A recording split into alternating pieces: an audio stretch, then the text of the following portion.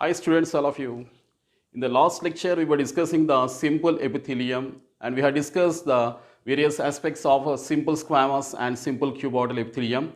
And this is a continuation lecture of simple epithelium continued. Under lecture 5, we'll be discussing the two other tissues of simple epithelium which are called as simple columnar and the pseudostratified epithelium. We'll be discussing here. Okay.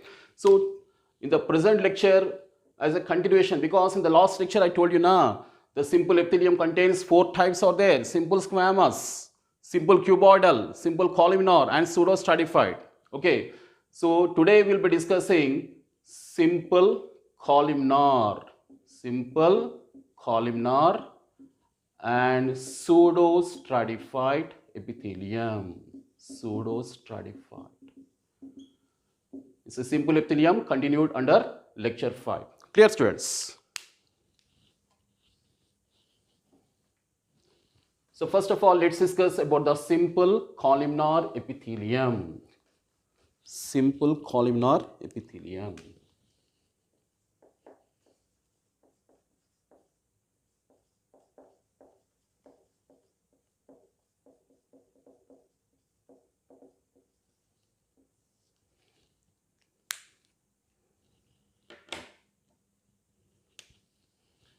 Simple columnar epithelium. How is it here? Also a single layer of cells are there.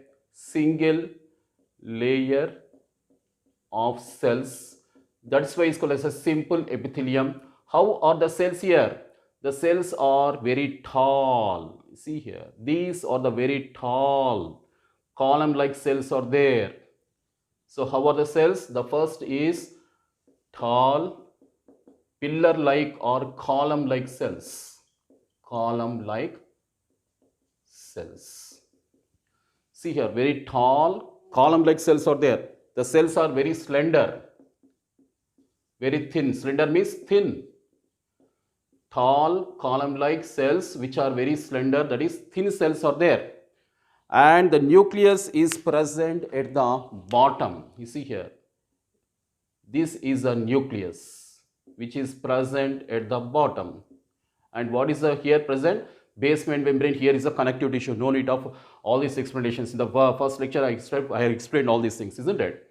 So the single layer of cells which are tall, column-like cells which are slender, that is thin, and the nucleus is very elongated. This is nucleus which is very much elongated. Elongated nucleus is there. Very long nucleus is there, like this. Very long nucleus, and present at the almost at the bottom of the cell. Basal part of the cell. This apical part of the cell means upper, and the basal part means bottom, niche. Almost at the bottom, an elongated nucleus is there, and that's the structure of the simple columnar epithelium.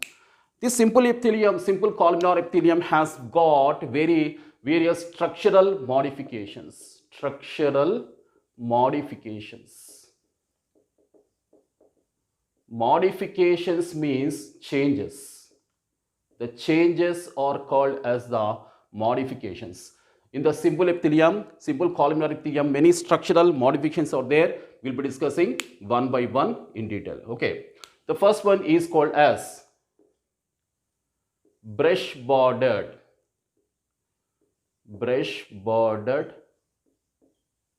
columnar epithelium. Brush-bordered columnar epithelium. Example, gallbladder. You know, this liver secretes the bile juice where it is stored in the gallbladder, isn't it? The gallbladder is associated with the liver. Liver stores a bile juice, and it has which epithelium? Brush-bordered columnar epithelium is there. I told you many times, isn't it? Here is a plasma, this is a cell, isn't it? And here this is a plasma membrane of the cell. This one is thrown into the microvilli like this. These are the microvilli. These are thrown into the microvilli. These are the microvilli. And microvilli, they join to form a brush border surface. Brush border surface is formed by the microvilli. So, brush border columnar epithelium, example gallbladder, Many microvilli are there at the free surfaces of the epithelial tissue, epithelial cells. All these microvilli join to form the brush border surface, example gallbladder. The second modification is glandular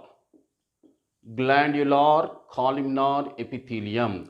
What is meant by glandular? Glandular means which has the glands. All of you write down. Glandular means which has the glands, which contains the glands. That's called as glandular. Which glands are there? We'll be discussing now. Here, the same structure. If it contains, for example, this is a cell. This is another cell. This is another cell like this. Among these, many goblet cells are there here. This is a goblet cell like this. This is a goblet cell. This is the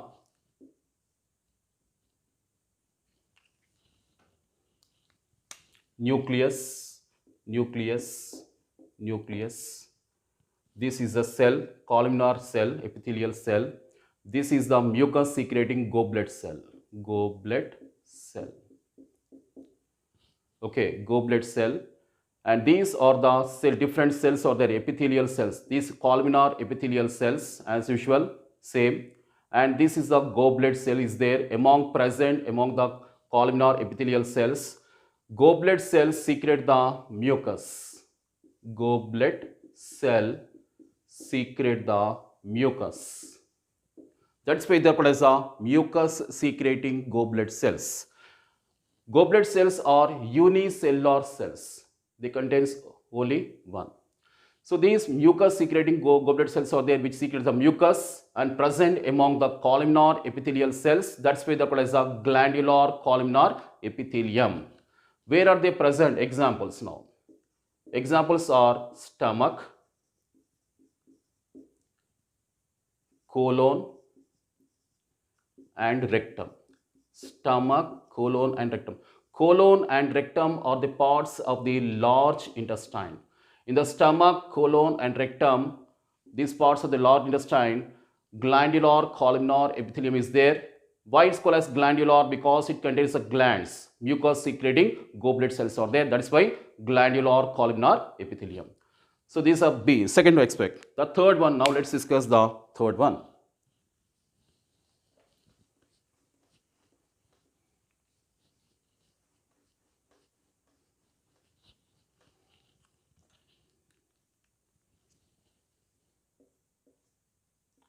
Brush bordered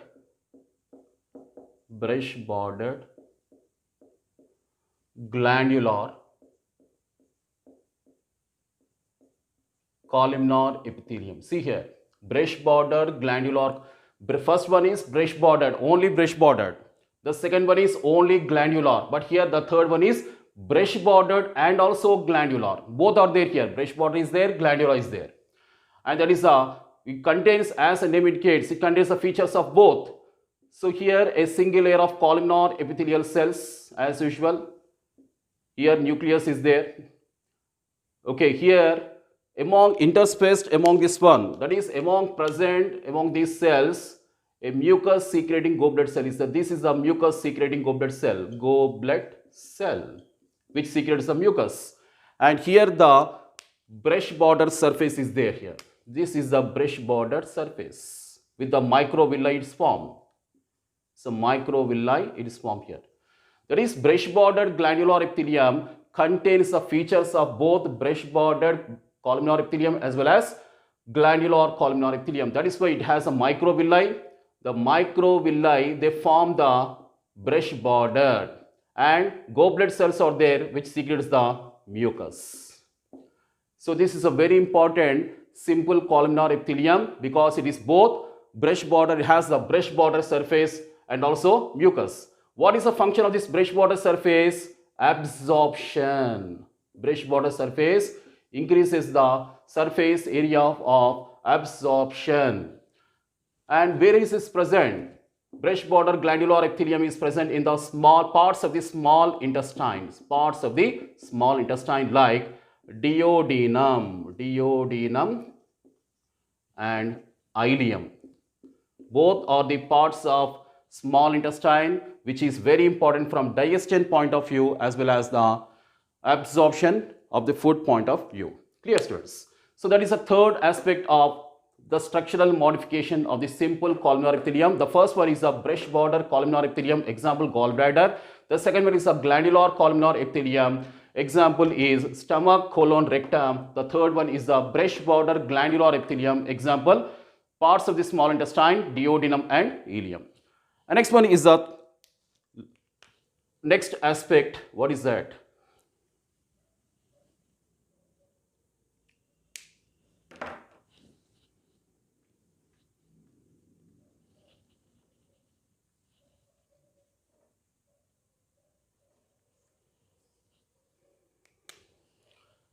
And next one is the ciliated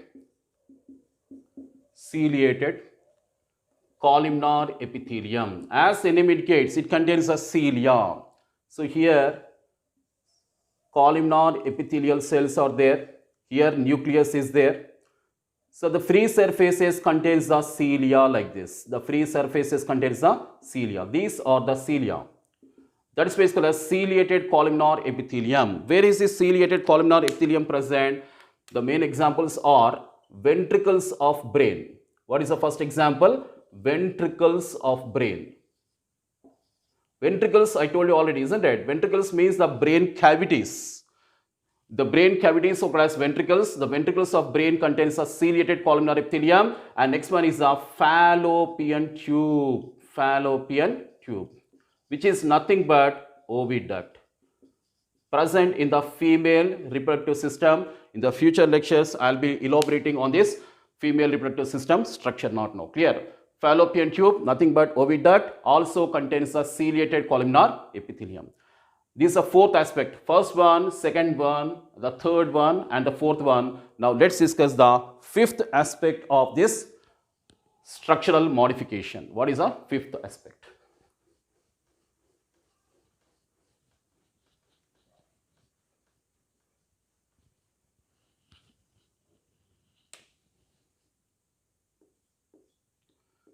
Stereociliated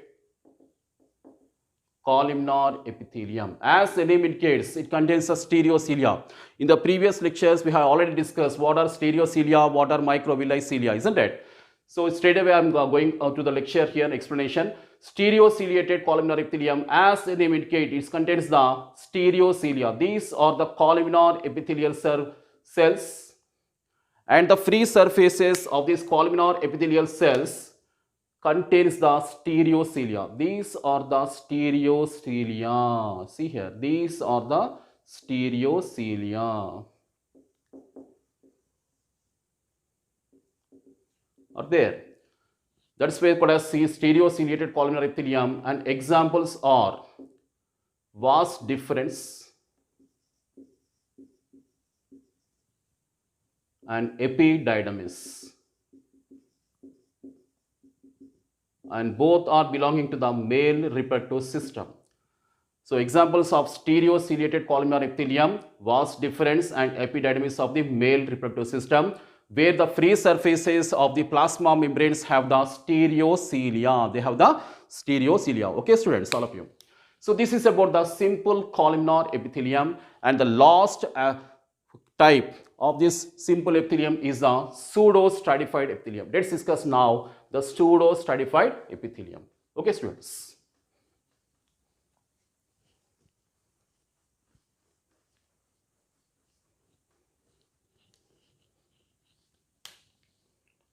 Pseudostratified epithelium. What is meant by pseudo? Pseudo means false. Pseudo means false. Stratified. What is meant by stratified? All of you note down. Stratified means formation of layers. The process of formation of layers is called as a stratification. Many layers are there like this. Okay, 1, 2, 3 like this. Many layers are there, and this is called as stratified. Yeah, actually, it's a simple epithelium. Always remember, in simple epithelium, how many layers are there? Only one layer is there. Whereas in the compound epithelium, that is stratified epithelium, more than one layer is there. But this is a simple epithelium which gives the false appearance of a stratified epithelium. Actually, it's a simple epithelium, but it gives a false appearance of a compound or stratified epithelium. Hence, it is called as the pseudostratified epithelium. Why it is so? Let's discuss now. Because in the pseudostratified epithelium, there are two types of cells are there. How many types of cells are there? Two types of cells are there. What are those? First of all, long cells are there and short cells are there. Long cells are there, short cells are there. Both have the nuclei. For example, let's draw a diagram.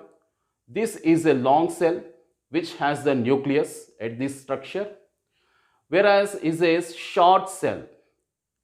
Okay, this has a cell. This has a nucleus. Another here, another cell is there like this. So this appears as if it is a stratified one. Actually, it is a single one. Single layer is there like this. Single layer is there. But it gives a false appearance of a stratified epithelium as if it contains many layers of cells, because it contains two types of cells. One is a long type of cells, other is a shorter type of cells. That is why it is called as a pseudo-stratified epithelium. Actually, it is also a columnar epithelium. Columns are there. Tall, slender, column-like cells are there. No doubt these are the columnar epithelium, but it gives a false appearance of a stratified epithelium. That is why it is called as a pseudo-stratified epithelium. Now examples. What are the examples? These examples are very important from NEET point of view. One is trachea, windpipe. I had drawn the diagram in the previous sessions. Next one is a bronchi. Next one is the olfactory epithelium. Olfactory epithelium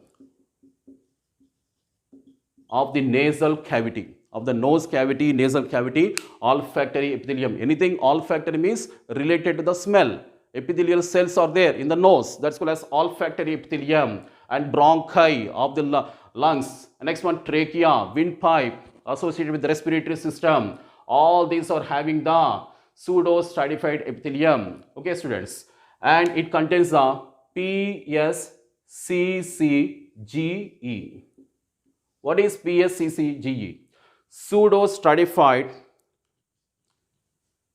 I am writing here, pseudo-stratified